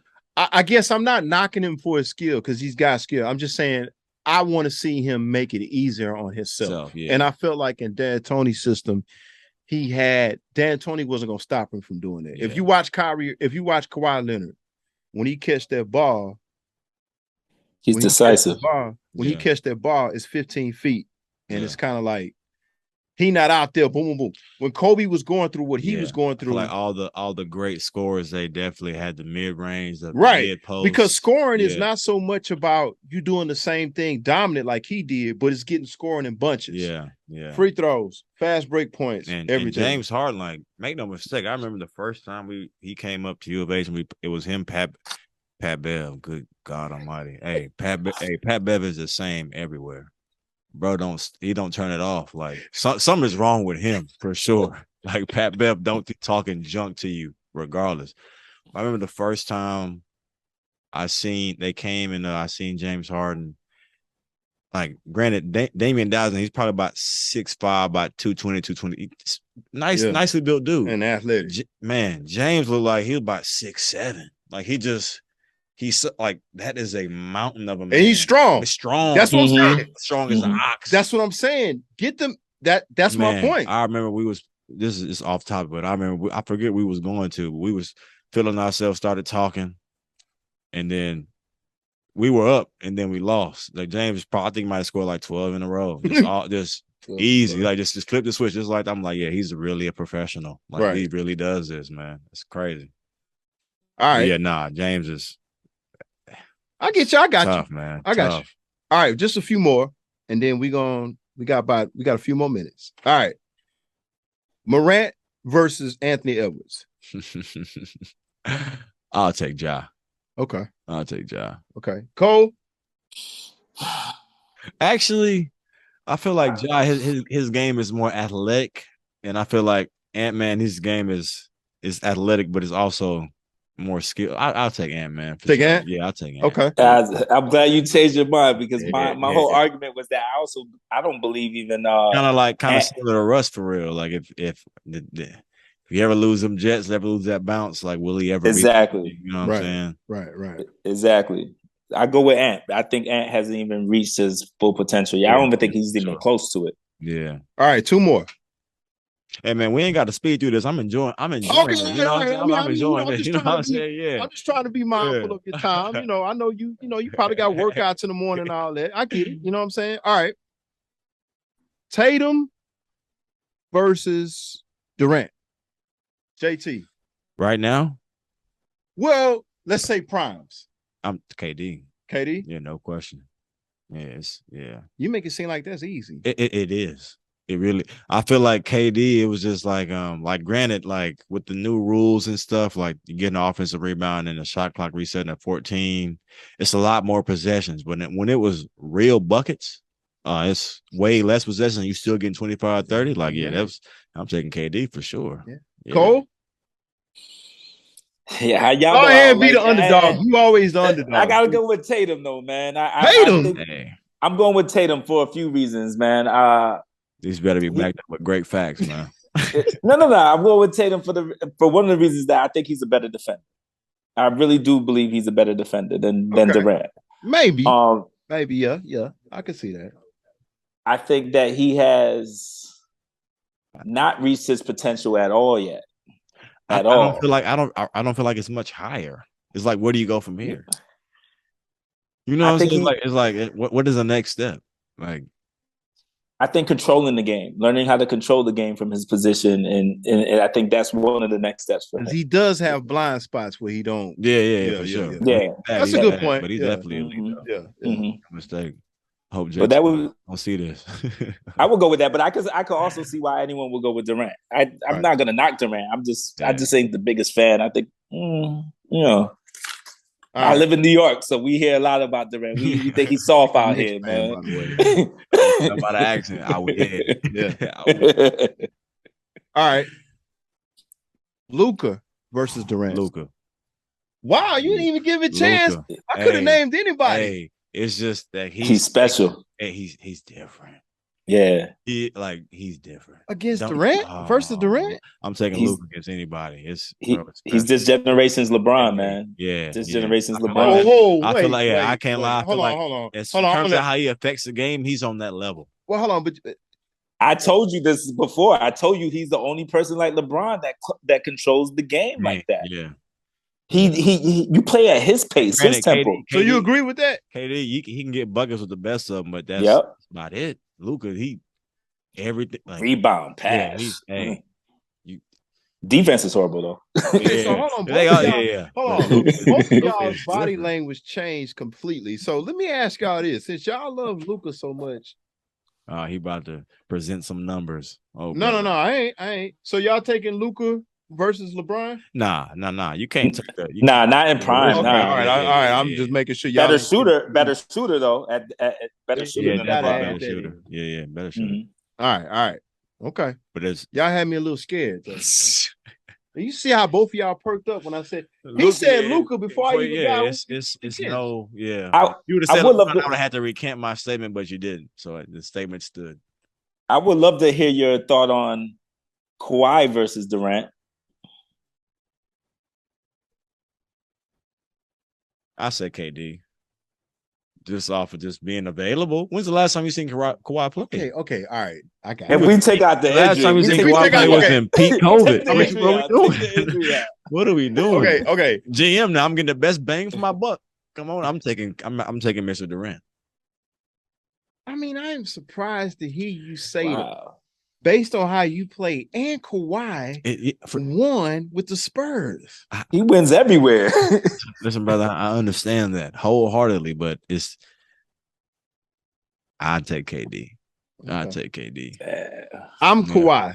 I mean, I get what you're saying. Injured all the time. You can't lose with either one. Like, it's no losing. It's just, how you want to. It's 5 + 4 and 7 + 2. They both get you 9. It's how you want to get there. I like how you put that. Yeah. Cole, you with Kawhi?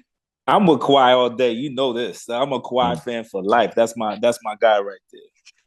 Okay. All right. I want to do a quick player association, word association. So I'm gonna throw a player out there, and I want you to tell me your thought about this person. RJ Barrett. Get him up. It's multiple words, but yeah, he getting them up. Okay. Jalen Green. Jalen Green, super athlete. I got a story behind that though. We played him in the bubble when he was with that Ignite, and I think the first play that they ran, it's 2 parts of it. The first play that they ran, they threw it was like a backdoor oop, and I swear I remember looking back and his chest was at the rim, and I'm just like, man, this dude here is freakish. And then it was couple plays down the line, I had switched on to him, and I feel like I'm a relatively fast, quick dude, and he just blew by me. Like I was stuck where I stood, and he was taking his gather step, getting ready to go up. And I'm just like, yeah, he's special. Like if he was to be an all-star within these next couple of years, it would not surprise me. Thank you. I've seen it. I I've seen it. told you. Okay. Personal. Okay. It's I for told real. you that. It's for real. And I He think got it that's all. just to add to that. I think if I think Porter just signed an extension, right? He's Mhm. I think they're gonna be one of the best backcourts in the NBA. If they I keep agree it with together. that. I agree with that. man. I believe that wholeheartedly, man. Hey, he Porter's he's different. Have you played against him? We was hooping, and I think we was like a little 3-on-3 cutthroat or whatever the case it was, and he was scoring every time. I was on his team. I was just running corner to corner. It was just a marvel to watch because he's a lot bigger, like a lot taller, Than and a lot people than think. what you think. Like, Exactly. that dude is probably like Exactly. 6'6". He looks 6'7" to me. Shoulders Yes. is wide, Yes. and he is yes. as quick as they come, man. Strong as an ox. I'm like, yeah, he's for real, for real. What about Bonchero? I feel like he's unique. Mm. Like I feel like there's a lot of stuff he can do, a lot of ways he can affect a ball game, and he obviously has a unique skill set in terms of his mobility and his size. You know what I'm saying? Mhm. So I feel like the Magic getting him, I feel like that was kind of in his favor because it's you don't have the pressure of having to mature super quickly. You know what I'm saying? If he was to get drafted to a team like, let's say Golden State, so he can kind of go at his own pace and kind of grow organically, if that makes sense. Yeah. My favorite person out the draft, Keegan Murray. Oh, he's tough. I was watching him in summer league, and it just, how some dudes like it just look easy. Like it make you think like you can go out and do it. Like he's one of them guys. He just makes hooping just look easy. Is that the kid from Iowa? That's the kid from Iowa who Yeah. played for the Kings now. Yeah, he just makes the game just look so like I guess slow motion. You know what I'm saying? Mhm. Like he's definitely he got a bright future for sure. Okay. Upcoming draft. I think his name is Scoot Henderson, the point guard. He's tough. Scoot is tough. That I watched the little Ignite versus the whatever the team was with. I forgot about it. The big kid. Wannabe. Yeah, Ha. wannabe. Yeah. Nah, he is that. He is being. He is. But no, Scoot is he just got that dog, that swag about himself. I like it. I like watching him play. But that other kid, that Wembanyama. Yeah, Wembanyama. Yeah. Yes. Yeah. If injuries don't hold him back, we'll be talking about him for a long time. Scoot too, though. Scoot too. I firmly believe that we'll be talking about Scoot too for a long time. Last one. Ivy. Pistons. Oh, I just feel like he's like a more polished Russ. You said that. I feel like his athleticism, and I feel like he's a better pure shooter. He said that. Okay. But he's. You don't remember saying that? Yeah, he a blur. Okay. Yeah, I like his game. I don't like how he went out of college though, losing to that St. Peter's, but he's definitely he definitely is legit though, for sure. Yeah. All right. With that being said, that was your last one? Yeah, that was my last one. All right. Let me ask you this. Getting into the NBA season. Mm-hmm. Who do you think is right now? We're projecting. We don't know. We just had the first two games and we got games started right now. Who do you think is the MVP this year? Damn. MVP? Probably Giannis. Okay. Yeah. Cole? I'm gonna go with. They ain't gonna give it to LeBron, regardless. Nah. So yeah. So I'm gonna say this a year that Luka wins it. Yeah. That's tough. I actually, you know what? I'm gonna agree with you on that. I can see that too. Yeah. I actually agree with you on that. I hate to say, I don't like to agree with you, but you're right. Actually, defensive player of the year. Defensive player of the year. Just because I like Pat, man, I'll give it to Pat. Pat Beverly? Yeah, Pat Bev. Ooh. Yeah. Okay. Wow. Damn. No, Pat. Hey, something is wrong with Pat. Something is wrong with him, man. Something is wrong with that guy. The defensive player. Yeah. I think so. I think they can being in LA, man, I feel like I think so. I think they could give it to Giannis every year, but I'm gonna go on a limb and I'm gonna say that y'all might think I'm crazy. I think it's gonna be Paul George. Paul George. That's actually not a crazy pick because that's what I was going to say. I was going to say Paul George. Don't say Rudy Gobert. Nah, I wouldn't say I was actually thinking Paul George for real. If he stays healthy, and I think that'll contribute to them being able to get to at least the Western Conference Finals. Is how he plays on the defensive end. Mm-hmm. And if he stays healthy too, because he's never healthy too. He's just like Kawhi.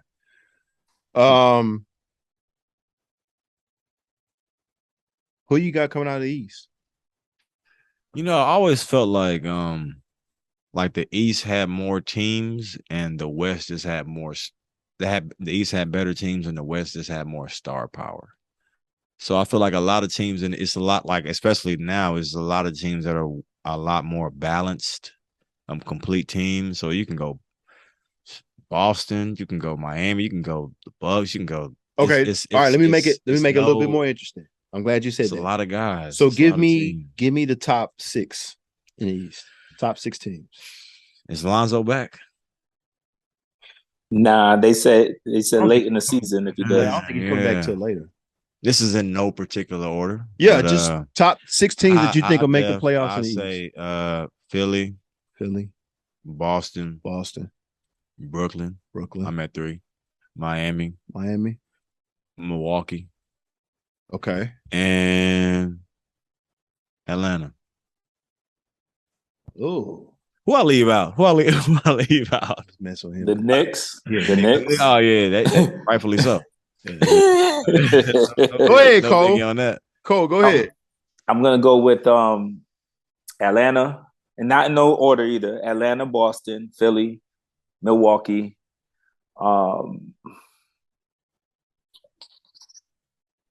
I want to say Chicago. And 1, 2, 2. Yeah, God, I want you to. Can't. I mean, you can, but I don't think so. I don't want to say Brooklyn because I just don't like the chemistry. So I'm really say the Knicks. Y'all might hate on me for this. They get the 6th spot, man. No, and that's not being a fan. That's having a defensive-minded coach that makes them play 20 for all 48 minutes every single game. See, I just wanted him to stop there. See how he gets emotionally, he's going to ball. Yeah. Coach Johnson play 40. Right, you see how he started? You see what I'm saying? Like he gets started, he can't stop. Man. I mean, with Tibbs to the coach, huh? Yeah, Tibbs, man. For now, I'll give him this last season. If we don't start playing some of these young dudes and seeing improvement, he's gone. Well, according to your logic, he's top 6, so he should be back next year. No. I believe it. I don't want to blame him for, for instance, Cam Reddish not playing to his potential. He's one of the most talented players I've ever seen, but he's too passive. Yeah. Too passive. Yeah. It's a lot of stuff that goes on in the professional game that we'll never know about, never hear Yeah, about. That's true too. It's a lot of stuff, man. I actually Milwaukee, Miami, Philly, Boston, the Knicks. You heard him. Drink the Kool-Aid. My dog played for the Knicks too, but man, I ain't got that much faith in him. And I gotta say Chicago. I mean, I don't think Chicago will, but I don't think nobody's. I mean, who's better than Chicago in that last spot? We don't know what Indiana is. They ain't making. Halliburton nice though. He is. Yeah, he is. He's nice. He's definitely nice. Yeah. And Matherin, man, from Arizona. All right, West.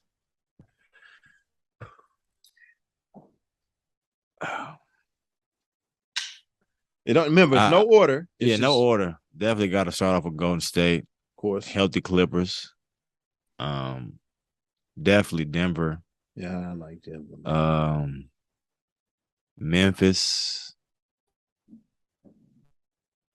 It's rough after that, Pat, ain't it? Rough, man. I got 6.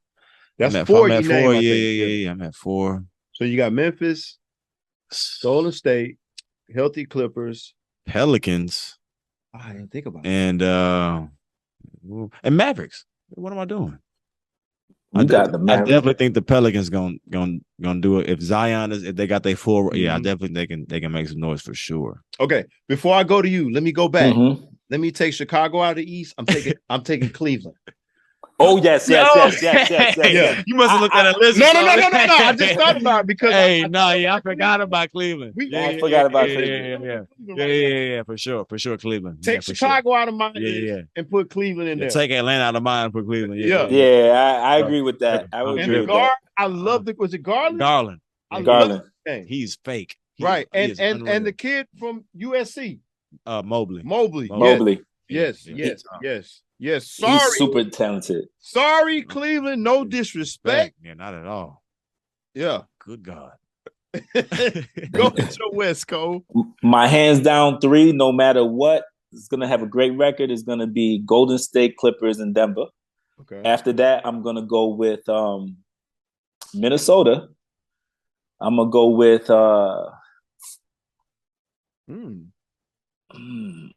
Memphis. Yeah. And don't make this hard. Don't be difficult. I probably will go with the Mavs. Actually the biggest surprise, and we haven't gotten there. I don't know if you was going to ask this question. I don't think the Suns make the playoffs this year. Yeah, we forgot about the Suns. Man, I'm tripping. I'm with him. I don't believe in them. I don't. That's cap. I do. Yeah, I do. Take out the Pelicans and put the Suns in for me. The Pelicans, I'm sorry, the Pelicans. Shit. That's why I should put it. Take the Mavs out, put the Pelicans there. Oh, that's disrespect. No, they lost Brunson. Brunson was a big part of that success there. Yeah, that's true. Yeah, they still got the bigger part to their success though. Yeah, true. So can't knock that one, man. I'm with him on. I just think for the Suns, I think what they have to come to grips with is Chris Paul. He's still great. He still can play. Mm-hmm. But I think you got to do him like how the Spurs was starting to do Timmy when he got older. You can't let him play 82 games because by the time he gets to the playoffs, his body. Mm-hmm. Yeah. And that's not a knock on him. That's just age. He still plays at a high level. Yeah. But you got to take it when you need it, though. Yeah, exactly. I think if I haven't seen him bring in a young guy that can kind of combat that, you know. I got a story about Tim Duncan. My first year coming out of college when I was with the Spurs, we was playing pickup and they put Tim Duncan on my team. And I just remember him throwing him a pocket pass and he laid it up and he was like, "Good pass, young fella." And I was just like, starstruck. Man. He was still, he had to be like 50. Yeah, but I was like, damn, I just threw a pocket pass at Tim Duncan. Was he 45? Yeah, he was late 40s. He was getting a lot of them calls that that you give the guys you respect, but I'm just like stitched off the muscle. Like I remember like staying up late watching Tim Duncan play the play. You know what I'm saying? Like just watching him, and I'm just like, man. And you know what? I'm hoping with Tim Duncan. The funny part about that is we don't give him a lot of credit that he deserves. Yeah, not at all. I mean, I don't know about you, but I don't best power forward to ever play. Man. Yeah. I mean, arguably he definitely is. I mean, and the Spurs won how many? 5? Yeah. When he played? If I'm not mistaken. I mean, we don't talk about that enough, It was always the Bulls, the Lakers, but I mean, who was stopping Tim Duncan? Nobody. I mean, man, that was just being able to I just hear a feedback from an NBA great, like, "Hey man, I think you should." And I'm just like, man, that was just definitely a priceless. Yeah, it did a lot for my confidence, man. Definitely. It really did, and it should have because I mean he's one of the greats. Yeah. All right, let me give you my West: Clippers, Denver, Minnesota, Dallas. God, yeah, 4. You left Golden State out. Definitely Golden State. My bad. I don't know what I was thinking. That'd be one you just forget sometimes, And Dallas. I really want to put it. I said Dallas, didn't I? Yeah, but you didn't put the Pels there. I don't want to take the Pelicans, but Pelicans. And I got the Rockets being in the play-in. That's I tough. can see that. I can Yeah, see yeah. that. I got the Rockets either being a ninth or eighth seed. Yeah, that's a great point, man. Yeah, Great I got the point. Rockets. I think the Rockets can beat anybody on any given night. And lose to anybody on any. There you Yeah. go. There you go. All They right. have that so talent. Who's your team coming out of the West to win it? The West. The obvious answer would be Golden State, but Golden I'm gonna State. go with the dark horse answer, and I'm gonna say the Nuggets. Nuggets. Mhm. Who's your team? I struggle with that one too because I'm a big Nuggets fan. I'm a big Murray fan. If he's completely healthy, I'm. Yeah. Oh my goodness! Definitely. But I'm going with the Clippers. I've been calling it since last year. I'm All going right. with the Clippers. Gonna die on that hill, huh? So Nuggets, Clippers. I'm actually Clippers too. Hmm. East. So you got the Nuggets versus who? Dark horse. I'm gonna go Cavs. Ooh, I can see that would be They an got interesting NBA Finals. they got a lot of size, man. They all are, them man. dudes is And they legit are 6'10". scary. Yeah, legit Yes. 6'10". No, you can't do. Yeah. Yeah, it's gonna be hard to score on them. So he got Nuggets, Cavs. Who you got? I got Clippers and Bucks. Okay. Clippers and Bucks. Sheesh. Who you got winning it Sure. all? You got Denver versus Cleveland. See, this is what this is a terrible basketball take. But if we're going off the teams that I said was, the Nuggets versus the Cavs, I'll just go with the Nuggets. Okay. Who you got? You got I got the Clippers, man. Okay. I think they got one of the best coaches in the game, man. His adjustments from game to game is amazing, man. Okay. I got Clippers versus I didn't say who it was out of the East for me. God. Probably sure that Golden State might win it all, though, but we just giving Yeah. answers. You know what I'm saying? Well, I actually think the Golden State can be beat. I do. You can't. How many wars have been won with less bullets? Whoever got the most bullets, that's usually who wins. And you're right. You know what I'm saying? You're right. They got the most firepower. I just feel like if the Clippers can put it together, That's a big if. it is. But I feel like if they can put it together and stay healthy, I think they're a problem for everybody. So I got the Clippers versus God, I don't want to take the Bucks. I really don't want to take the Bucks because I've told him this, and y'all gonna think this is unfair.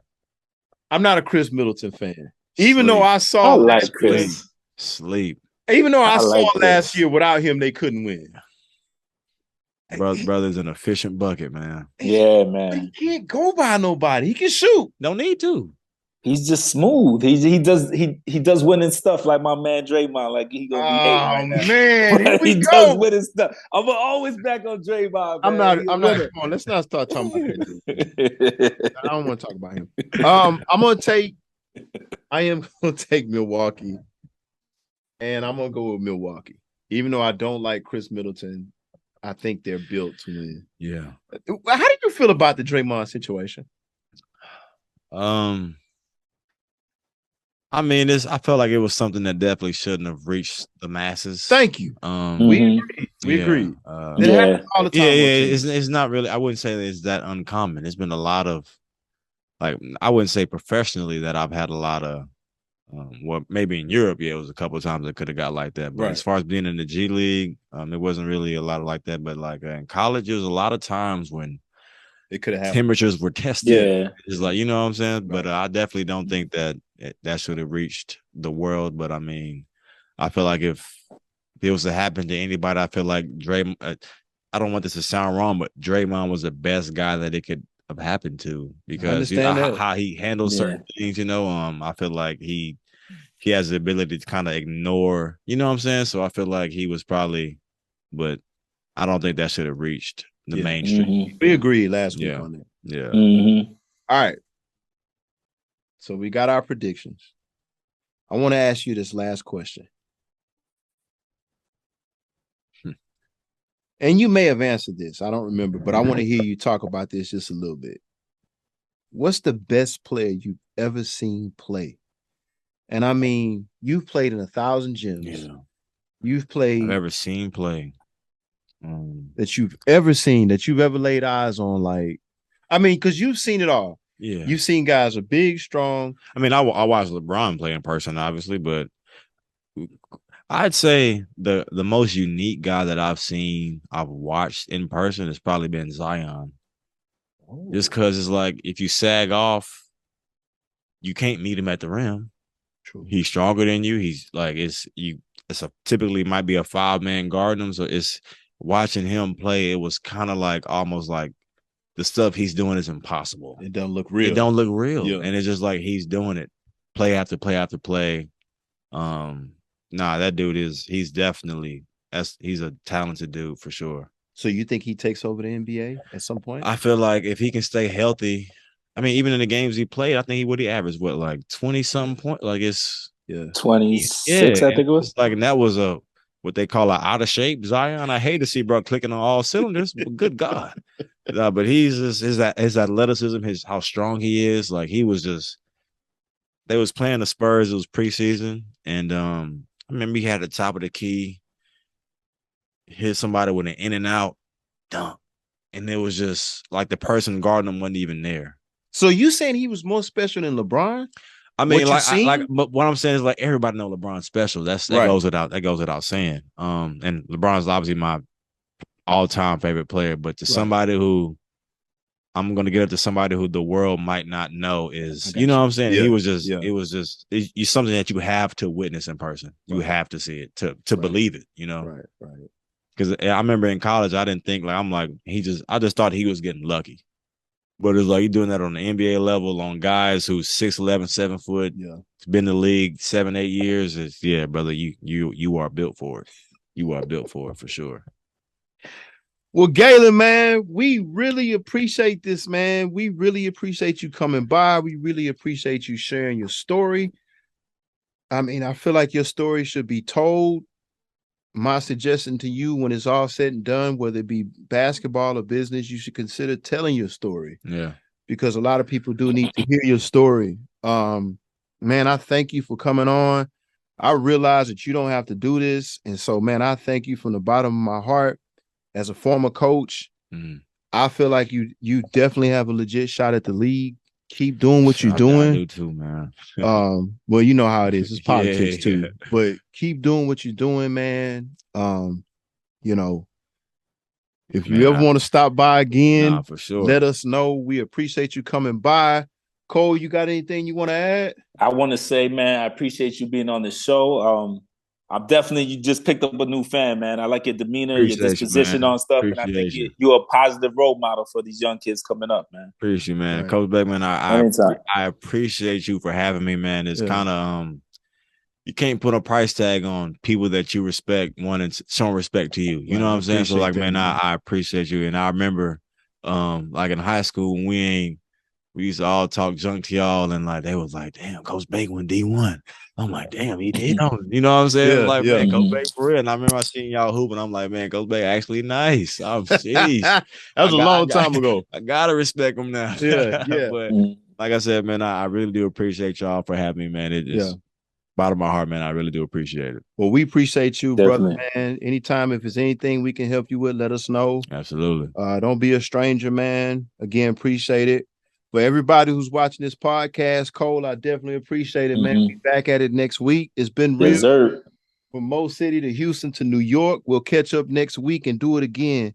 Thank y'all for tuning in to Debate with Bait podcast. You can stream this on Spotify, Apple, Google, or wherever you listen to podcasts. Follow Mo Serious Entertainment on Instagram and Facebook.